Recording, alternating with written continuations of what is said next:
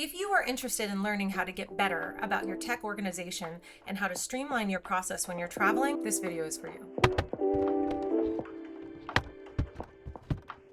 Let's start simple. The one thing that instantly makes your travel simpler.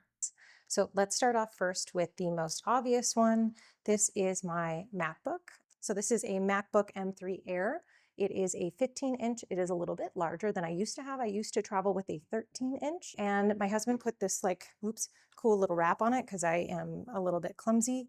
And this is great for me because it's super thin. It's part of the Apple ecosystem. And so everything is all connected together. And in this, I can also access my Remarkable. I can access Find My. I can look at maps. I can do all sorts of things that I need to do that I would use multiple different things for when I was at home. But when I'm traveling, I can use just this. Next up, and honestly, this one is a non-negotiable for me, noise canceling headphones. So with that said, I'm talking about the Apple ecosystem. These are my AirPods.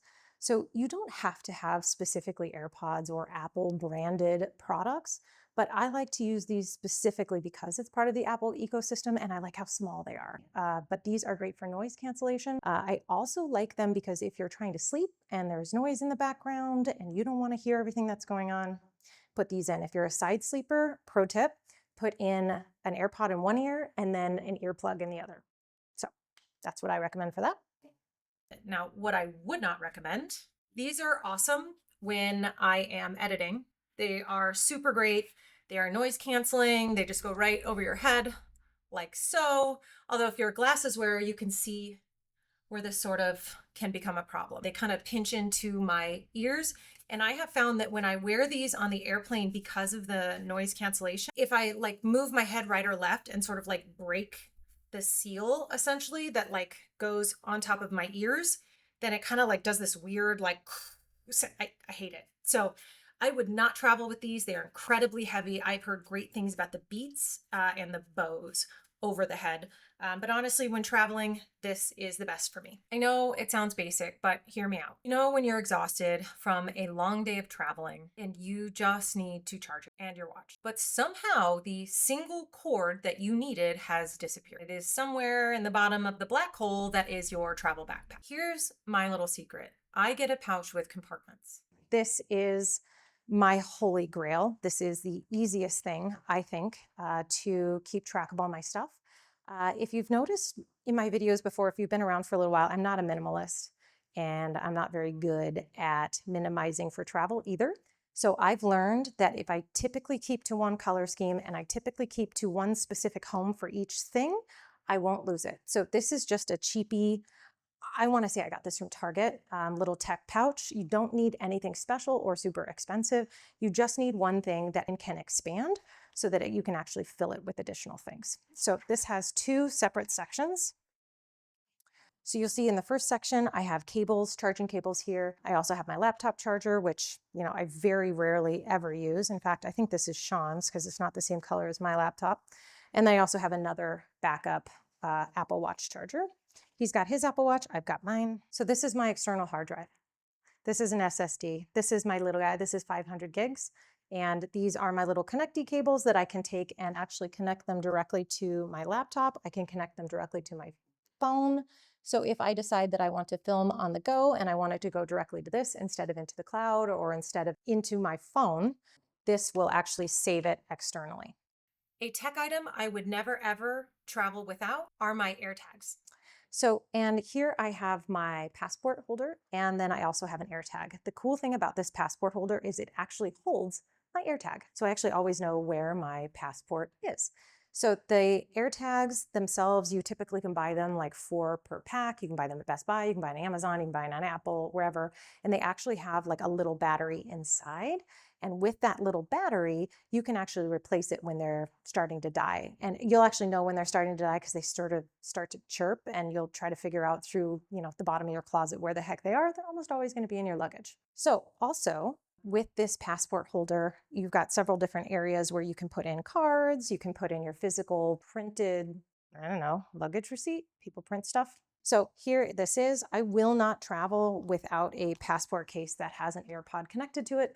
We actually have, I think we travel with maybe 6 different AirTags, and we put them in our backpacks, we put them in our purses, we put them all over, and we label them specifically Bree's purse, Sean's backpack, so we know exactly where our things are. Because a dead phone is a sure way to ruin your day or get lost. So these are our 2 chargers. We have 2. Because I lose them. And so this is my husband's and this is mine, but we really travel with this one. So with the Anchor products, you are able to charge multiple things all at once. So I always put it in the wrong spot. Actually, supposed to pull it through and hold it like so, but you're able to charge it with a USB-C and a USB. And then you also have a USB charger built in here. So you can charge your watch at the same time you're charging your phone, at the same time that you're charging your AirPods. So pretty freaking convenient. It is pretty hefty.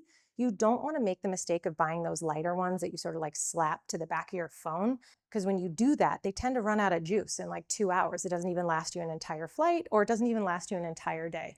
Plus, I really like this size specifically because it fits in a little crossbody bag with my phone. So trips like Japan, sometimes you have like a physical SIM and you actually have to carry that through so you have your data. Sometimes that's a little more reliable than an eSIM. We'll talk about eSIMs in a little bit.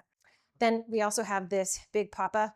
You have one charger here, or one connector cord here, another one here, and then you also have a few other connections with USB-C and USB. So one of the things you want to pay attention to when you are purchasing your charger is you want to look at the wattage. This actually has what's called smart charging, so that it actually knows what exactly it's charging. It knows to dial it up or down depending on if it's charging a laptop, if it's charging AirPods or a phone. So this is something that will last you a really long time. It will cost you a little bit more than those little cheapy guys you put onto the back of your phone, but this will charge literally everything you have, and you're not going to have any of those, oh crap, my phone died and my laptop died and my AirPod died kind of days. The next tip that I have is cloud subscriptions. I cannot travel without the cloud. Of course, I use the Apple iCloud. I pay for an iCloud subscription because I create content in the Apple ecosystem. You don't have to. There's Google, Dropbox, OneDrive, they're all great. The point is having your information backed up so that if something happens to your device, anything you're working on, any data you have, for me, my Notes app is my world, and will be saved in the cloud. So you can go back and you can access it if you get a new phone, a new computer, everything's saved onto your desktop, everything's saved into your notes, everything's saved on your calendar. None of it will go away.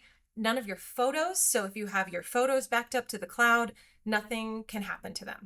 The point is having your important stuff backed up somewhere other than just your device. So think of your cloud storage as a digital safety net. You likely will not need it, but if you do, you will be so glad that it's there. Oh, and do yourself a favor. Set up your phone to automatically back up over Wi-Fi. That way you literally never have to think about it, and it just happens in the background while you sleep. I want to talk about eSIMs and VPNs. If you have traveled to another country with a cell phone in the past, I don't know, decade or so, you may have had to purchase, when you get off the plane or before you go or from your carrier, you may have had to purchase a small SIM that you pop one out from the side and you put a new one in there. It's just this little thing, and you have to carry around the original one and hope that you remember it. Now, an eSIM is a way to electronically do that without having to worry about the little tool to like push it open and then like put the little thing in it. You don't have to worry about any of that stuff. So an eSIM is an excellent option when you're traveling. The other nice thing about an eSIM is you don't have to coordinate with your telephone provider.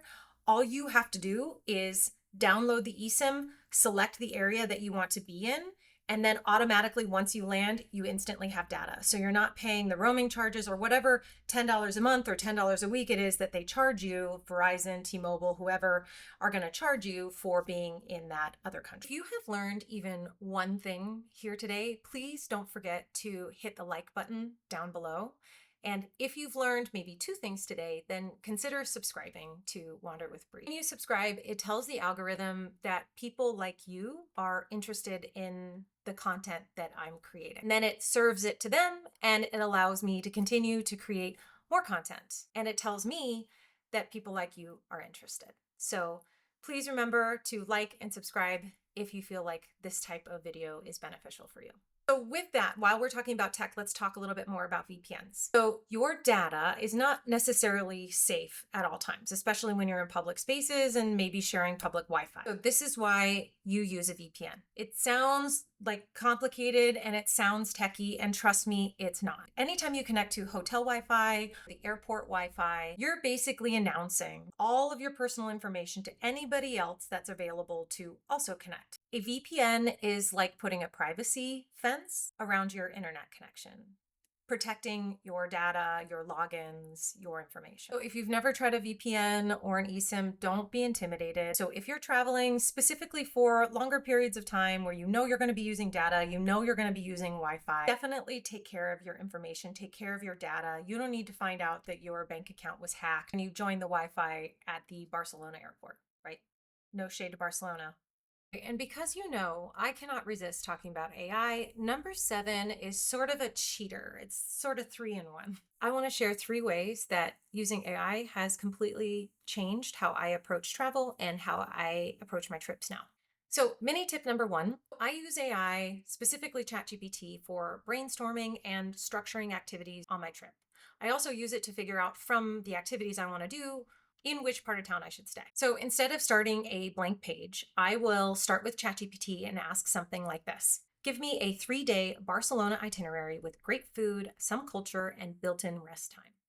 In seconds, I have a solid starting point. Mini tip number 2, use it to create smart packing lists. AI is also incredible for creating packing lists. So here's the prompt that I use for packing. I just ask, create a minimalist packing list for Japan in April. 10 days with layering options. Mini tip number 3.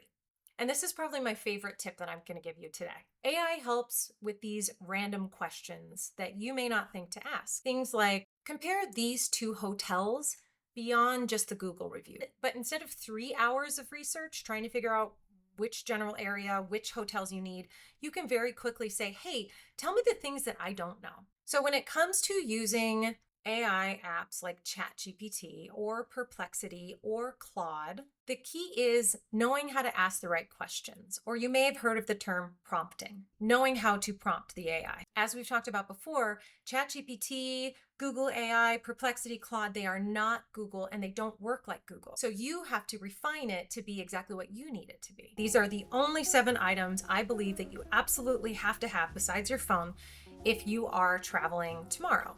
And tell me what you think down in the comments. Do you agree with me? Is there anything that I missed? Thank you all so much for being here, for spending a little bit of your day with me. And again, if you like what you saw today, if you'd like to see more, please make sure to hit the like button and make sure to follow along, and I'll see you guys in the next one. Bye.